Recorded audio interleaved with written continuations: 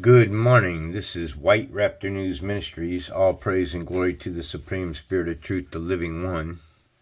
All you can see and you cannot see, the visible and invisible, the Almighty One, Supreme, Lord, Creator of the universe, the heavens, and all that dwell within it. There is one Creator, the point of singularity, Supreme, is the one. Give praise. The Creator is truly worthy of all praise. We're here at 1 Kings 16 International Version. Real quick, before I begin reading on this, we've just went through another hellacious pagan ritual of November and December, and coming into January, they just got all these rituals, pagan rituals going. Okay, I know that Jeremiah chapter 10.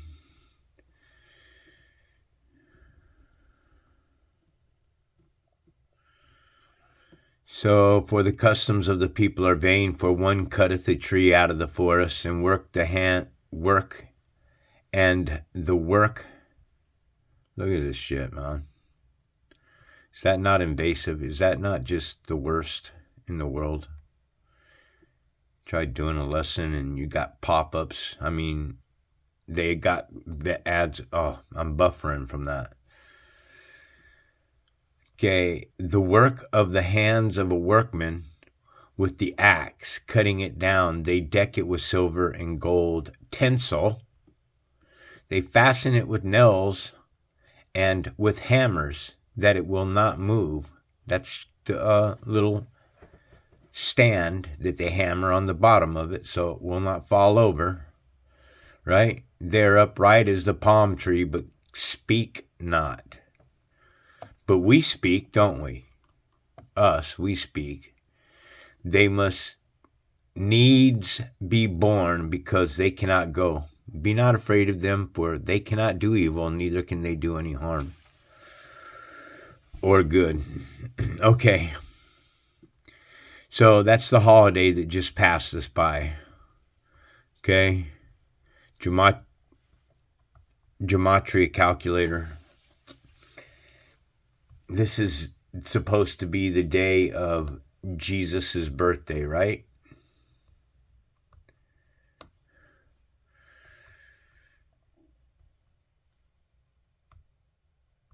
Gematria calculator. They gave me the geometry calculator.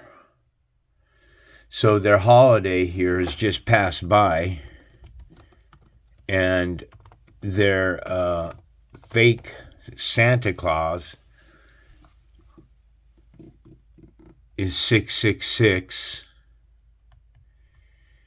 Images of Santa Claus in a red suit, little red Saint Nick. And what does Santa Claus do? How's he come inside of the home? As we teach the children, an entire nation lies to their children about this Santa, whose anagram is Satan, coming down a chimney through the fire to bring you gifts, whether you've been naughty or nice.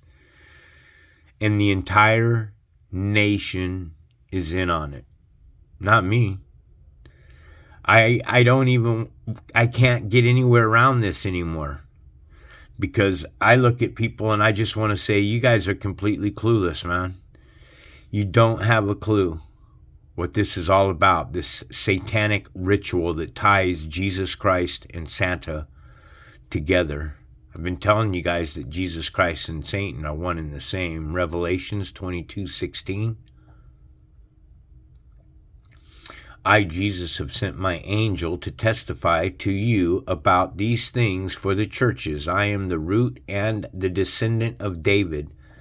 Jesus is the bright morning star. This is Jesus speaking here, by the way, folks.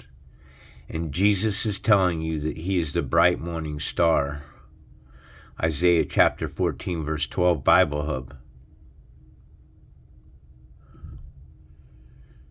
Oh, you have fallen from heaven, O day star. What's that say right there? It says morning star. Who is it? It's Lucifer. O Lucifer, son of the morning. They're talking about the morning star, the sun. How art thou cut down to the ground, which did weaken the nations? I think this is where Israel fell. I think that they started in with sun worship. This is why they set their tents to the east to worship the sun as it rised each morning. They bowed down before the sun. Do I know this for a fact? Absolutely they did. Do I know that they were worshiping the sun? No, I don't know what they were worshiping, but I do know that they set their tents to the east, and this is the very reason. It's to worship the sun as it rised each morning. Okay?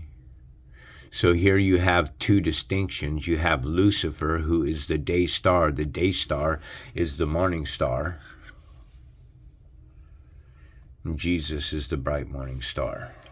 So that ties you in with Lucifer, Jesus, Santa, all of them.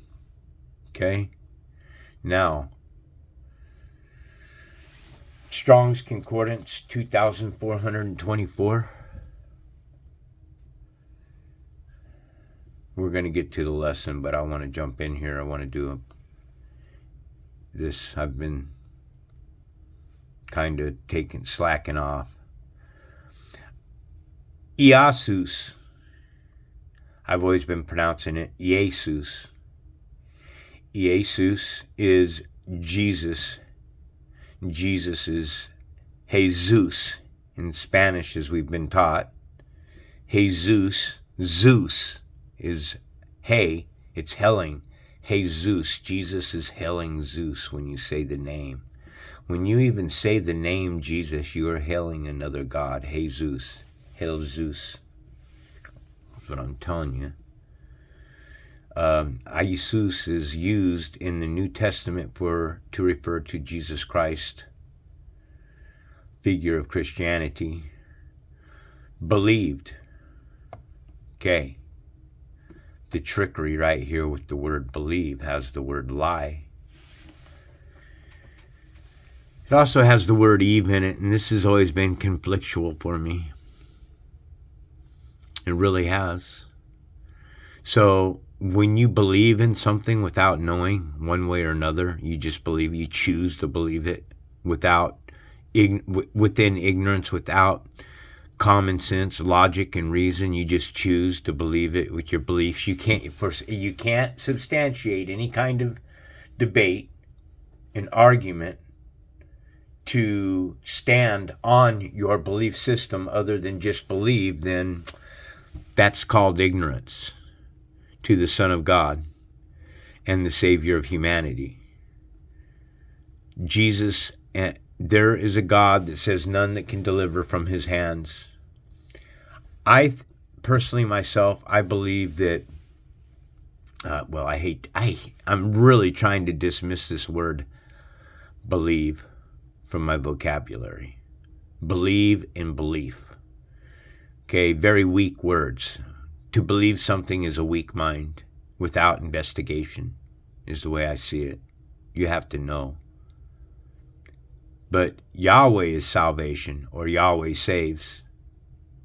The Son of God, the Savior of humanity. The name signifies Yahweh is salvation. So you've got three different names in here. You got Isos starting in here, Jesus starting in here, and Yahweh that are starting in here. All right? And Isus was relatively common to the Greeks from short form of Hebrew. Testament is unique in his fulfillment of the Old Testament prophecies concerning the Messiah. Okay, his life, his death, all that, yada, yada, yada, yada, yada. 2424 is what? 2 plus 4 is 6, and 2 plus 4 is 6. This is Jesus. So, Jesus' number here, Strong's Concordance 66.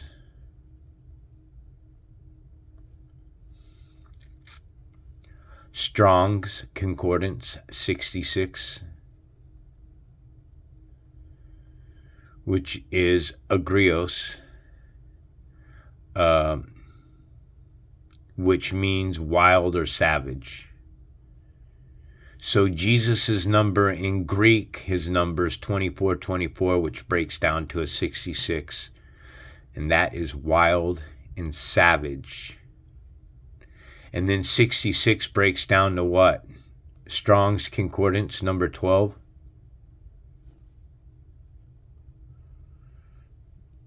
Multiple, including the Greek word abusos and the Hebrew word Abaddon. Abaddon. Well, let's see. Destruction. Abdon, which means destruction and ruin. Could also mean the 12 apostles. Could also mean the 12 tribes. Not to insult anybody, I'm just putting pieces together. Everything, the 12, they talk about the number 7 being very prevalent in the Bible. I'm telling you, yeah, in the Old Testament, the New Testament, 7 is very prevalent. Okay?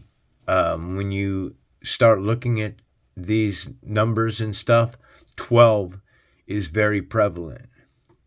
Numbers mean something to them. 3 is a big number to these guys. 3. Why is 3 so big? Because Jesus was in the tomb for 3 days. He died on the cross, as we've been told, and then he was placed inside the tomb for 3 days. And 12 is destructions and ruins. And then 1 plus 2 is just what I said. Abdon, Strong's Concordance, number 3.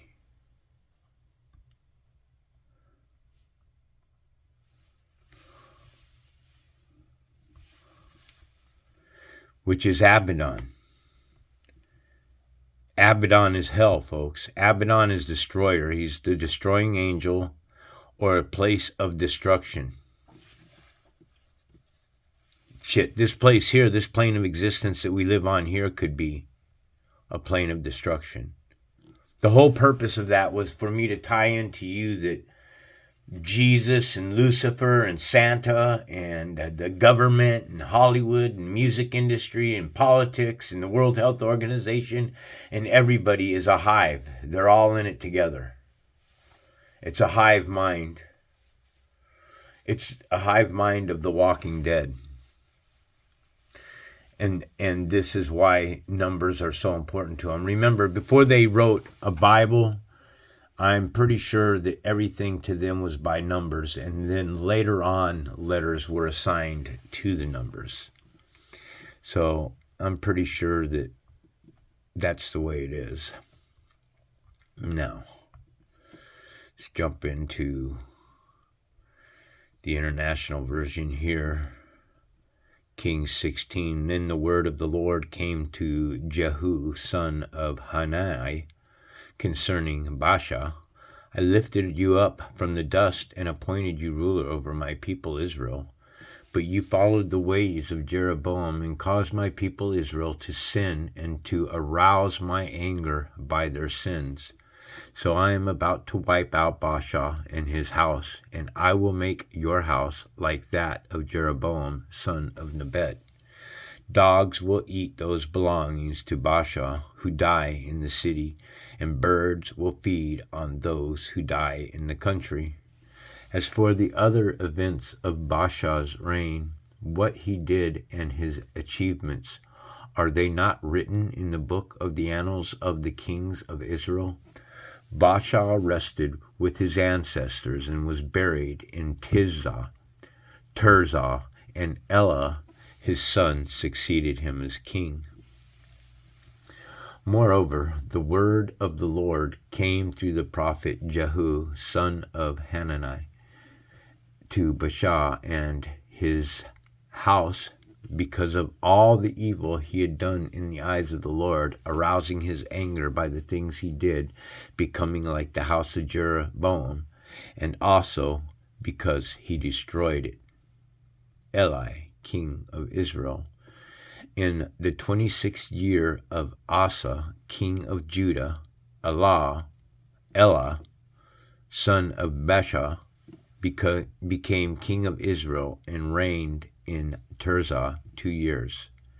Zimri, one of his officials, who had command of half his chariots, plotted against him. Ella was in Tirzah at the time, getting drunk in the home of Arza, the palace administrators at Tirzah. Zimri came in, struck him down, and killed him in the 27th year of Asa, king of Judah. Then he succeeded him as a king. So this is the big problem that's going on too, because from the very beginning, the command was given to Noah and his family coming off the ark. And I've made this point many times before, we have to establish how we came to have both black and white people. If everything that was wiped off the face of the earth came from those descendants of Noah and his sons and their wives, then there had to have been Gentile. Those wives had to have been Gentile. Not only, one of two things. I don't believe the story of, there it is again, the word believe. I have no structure or anything that's in my thought process that would get me to even consider that Noah's ark and a flood happened. That was hard to dance around that damn word believe. That was very difficult. Why do I consider this? Because, well, how did 8 people feed all those animals?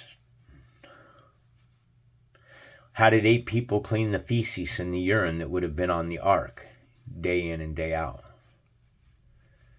You know, it just couldn't have been done. You couldn't have fed the animals. Too many, man. It just doesn't work. What would have happened to the animals after a year of being domesticated? They would have been looking to the families to feed them. If it's true that baby animals were taking on the ark and the animals had to be fed on the ark, then that would have domesticated all the lions and everything that was a meat eater. They would have been looking for Noah and his families to be slave to feeding them the rest of their freaking lives because they didn't know how to hunt. Okay, so there's that. As soon as he began to reign and was seated on the throne, he killed off Baasha's whole family. He did not spare a single male, whether relative or friend. So, a friend too. So great, just because you knew the guy, you got your head whacked off. I mean, you know, I don't understand why a God would punish animals, friends, neighbors. It's like the story goes to say where who I can't think of the name off the top of my head. Yeah, I think it's Abraham. So, Abraham's having a discussion with the Lord because the Lord's getting ready to go down into Sodom and Gomorrah, and he's getting ready to destroy everybody that's in it. So Abraham asks, if there were even 50 people inside there that were honest, would you destroy the entire city and 50 others with them? And the Lord tells him no. And then he says, well, how about 40? Well, if you even found 40? And the Lord says, no, not even 40. And he keeps going down and down and down and down. So would you even kill one righteous man in a city to destroy the city? I think that this Lord would. I don't think the Supreme Creator. I think something that's placing itself in a God position.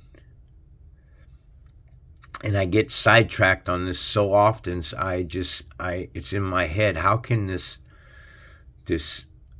God of love also be hateful and wrathful? Right? We've been taught in Christianity that Jesus is love. Jesus is supposed to be pure love. Love thy neighbor. But I'm telling you straight out, Christmas does nothing but bring the worst out. This whole freaking from Thanksgiving all the way to the first of the year that they celebrate is nothing but complete disarray and causes so much thieving, and people are breaking into people's homes and stealing their Christmas gifts, and you watch it on the news all the time, and it's not the most wonderful time of the year. It's disturbing to me and all of the family. Oh, can't you see? It's the worst time of the year. Can't you see? And when the scales come off, folks, this place sucks. This is why God says, don't be in the world. You know, we're here. There's nothing we can do, but don't be of this world, man. Don't do all the things that this world is offering you, because what this world here is offering is sin. It's offering you the drugs. It's offering you the hoes. It's offering you the money. It's offering you the power. It's offering you the fornications. It's offering you the ability to lie and to cheat and to cover other people's lives, wives and their husbands, and to go to bars and drink and become intoxicated and be drunks. It offers all of that. That's what this plane of existence is. You think that this is what's going on in the kingdom of heaven? Seriously? Some could argue yes. As so above, so below. As so above, as so below is one of the only parables to me that could truly have just so many multiple meanings. When I hear as so above, as so below, I also think of the waters above, as so below. The firmament separates the waters from above, as above, so below, as below, the waters that have been separated from above, from below. It could mean that as well. This is one of the only parables that isn't completely definitive and has only one meaning. There's just so many different meanings between as above, as below. It could also have to deal with the cranium, the higher mind, as well as the lower coccyx, which is the lowest part of the spinal cord. And that, because what people don't understand is the spinal cord is just an extension of the brain, folks. Yes, okay? That's how come when you break it, man, all of a sudden your legs don't move, or you're paralyzed and stuff, man, because it has control sensories through the nervous system. So Zimri destroyed the whole family of Baasha in accordance with the word of the Lord spoken against Baasha through the prophet Jehu, because of all of the sins Baasha and his sons Elah had committed and had caused Israel to commit, so that they aroused the anger of the Lord, the God of Israel, by their worthless idols. Worthless idols.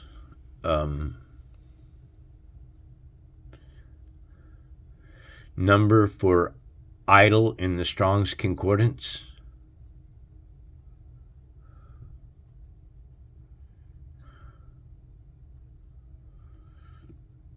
A false god. So when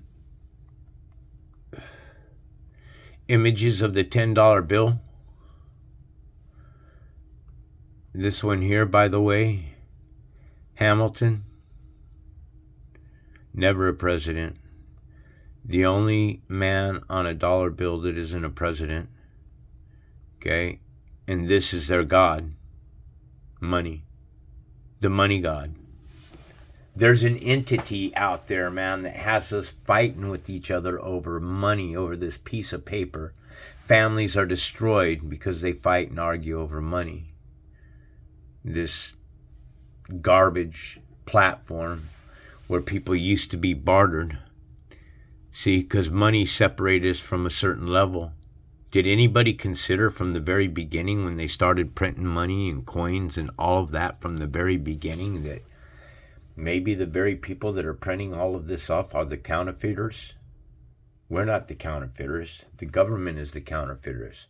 They print off all the money in the world that they want, and they live high off of the hog, and then they trickle their slave system down to us. We build buildings and skyscrapers for them. They put their names in the Bible. They're talking. They are in the Bible. Look, right here, man. It says, "Come," they said, "let us build for ourselves a city with towers that reach to the heavens, that we may make a name for ourselves and not be scattered over the face of all the earth." I mean, how plain in sight can it be? Right there in front of your face, Trump Towers. All right. So, also this T here and another. Let's see if I can find it. Hold on. This isn't the one I'm looking for, but what I was basically trying to tell you is this letter T here. Somehow or another, it had fallen upside down, and then you had Trump Hour. The Trump Hour is what it was. And then the T could have been an upside down crucifix as well. Just saying that.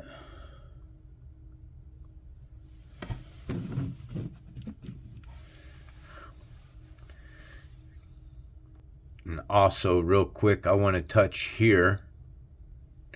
Okay, this is probably one of the most crucial understandings of the Bible. If you can understand that images are simply like something that comes off of a television screen. We're nothing but images.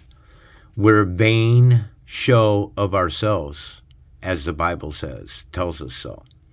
So the very word image in Hebrew is salim. And salim, spelt backwards, is molest. And then you have El in the word salim as well. Salim. Okay, which is, the definition is an image, likeness, and an idol. That's the definition, an idol. So an image is an idol. Say it with me so it absorbs into what I'm saying. An image is an idol. First Colossians 1:15 Bible Hub. For the Son, Jesus Christ, is the image of the invisible God, the firstborn over all creation. I can't get people to make this connection. They just refuse to hear it.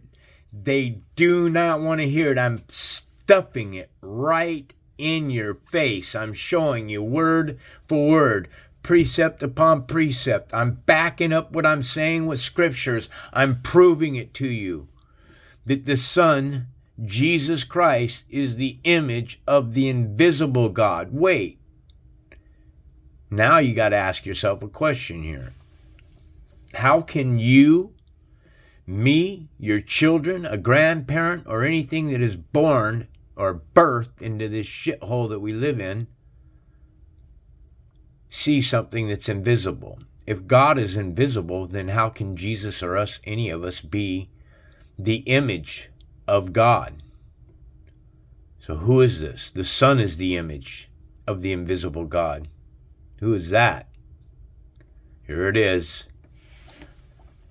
Genesis 1 verse 27 Bible Hub.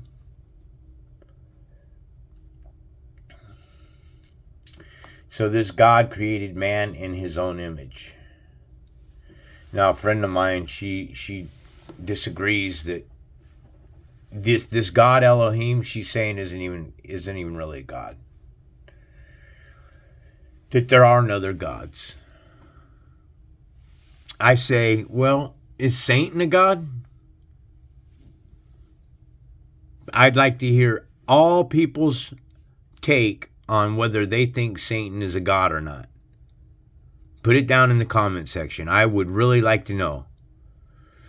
Because I don't know that Satan was a god, but I do know that all power and authority was given to him on this plane of existence on this earth. That's what we're told. Satan is in control.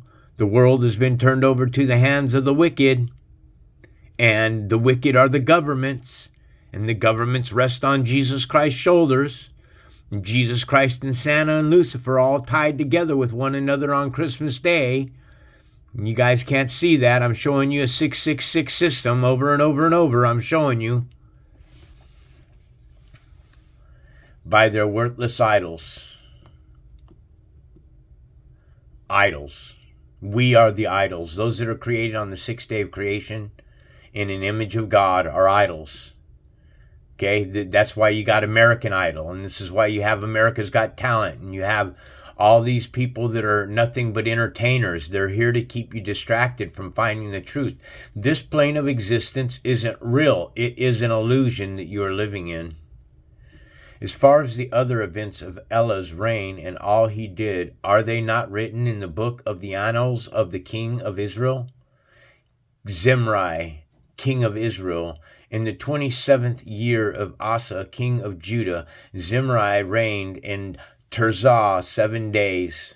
The army was encamped near Gibbethon, a Philistine town. When the Israelites in the camp heard that Zimri had plotted against the king and murdered him, they proclaimed Omri, the commander of the army, king over Israel, that very day there in the camp. Then Omri and all the Israelites with him withdrew from Gibbethon and laid siege to Tirzah. When Zimri saw that the city was taken, he went into the citadel of the royal palace and set the palace on fire around him. So he died because of the sins he had committed doing evil in the eyes of the Lord, and following the ways of Jeraboam and committing the same sin Jeraboam had caused Israel to commit. Could that be killing other people? War, eternal war between Israel's and their brother. I mean, Israel is fighting the entire world. You guys are fighting yourselves, and you're fighting the entire world. Isn't that just crazy? And the world is what's got Israel, got you guys killing each other, man, because you are taught by this world. You are left in this world. The spirit that created all things said that he will not contend for man with the 120 years, man. So you got to ask yourself, does that mean that the creator left this place and that he's just doing all his bidding and puppeteering from outside this place and ordaining his power and authority, and that are all things predestined, or just certain things predestined? Big questions if anybody wants to answer them. Omri, king of Israel, then the people of Israel were split into two factions. Half supported Tibni, son of Ginath, for king, and the other half supported Omri. But Omri's followers proved stronger than those of Tibni, son of Ginath. So Tibni died, and Omri became king.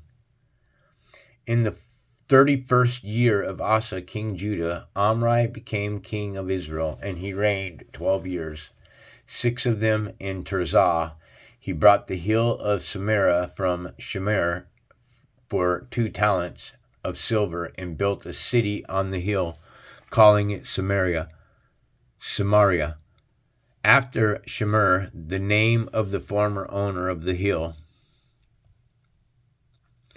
But Omri did evil in the eyes of the Lord and sinned more than all those before him. Imagine that. He followed completely the ways of Jeroboam, son of Nebat, committing the same sin Jeroboam had caused Israel to commit, so that they aroused the anger of the Lord, their God of Israel, by their worthless idols once again. Your Asherah poles, your Hindu dolls, your altars that you set up with all of your fixtures, and Mary Magdalene, and your candles and your incenses and all that stuff, man. All worthless, does absolutely nothing for you. You are praying to a piece of whittled wood, praying to a piece of molded jar, praying to a piece of bent metal. It's time to wake up, folks, man. God is spirit. You are a spiritual being. You are not flesh and blood. As long as you keep thinking you're flesh and blood, you get to stay in it. You're going to be born back into this place once more. As for the other events of Imri's reign, what he did and the things he achieved are not written in the book of the annals of the king of Israel. Omri rested with his ancestors and was buried in Samaria, and Ahab his son succeeded him as king. Ahab became king of Israel. In the 38th year of Ahaz, king of Judah, Ahab, son of Amri, became king of Israel, and he reigned in Samaria over Israel 22 years. Ahab, son of Omri, did more evil in the eyes of the Lord than any of those men before. He had not only considered it trivial to commit the sins of Jeraboam, son of Nebat, but he also married Jezebel's daughter of Ethbaal, king of Sidonians, and began to serve Baal and worship him. What do you think of that? So each preceding king seems to degrade and become more immoral with each generation that passed, and continue killing their own people and leading Israel astray from all that they do that is evil. He set up an altar for Baal in the temple of Baal that he built in Samaria. Ahab also made an Asherah pole and did more to arouse the anger of the Lord, the God of Israel, than did all the kings of Israel before him. In Habad's time, Hiel of Bethel rebuilt Jericho. He laid its foundations at the cost of his firstborn son, Abiram, and he set up its gates at the cost of his youngest son, Segub, in accordance with the word of the Lord spoken by Joshua, son of Nun. Well, I think that was a pretty good reading, actually. I hope everybody has a pleasant day and that you fought through these pagan holidays, these Christian holidays that will lead you astray. The Bible's telling us that this isn't the way. The Bible has been changed. The New Testament is new. That's why it's a New Testament. And the Old Testament has been tampered with and destroyed. It's been trampled underneath of the Gentiles' feet. This Bible, I'm sorry to say, it is no longer Israel's Bible. It's Israel's Bible originally, but now it's the Gentiles' Bible because they've written themselves into the Bible. So anyways, all praise and glory to the Supreme Spirit of Truth, the Living One. Have a blessed day. This is White Raptor News Ministries.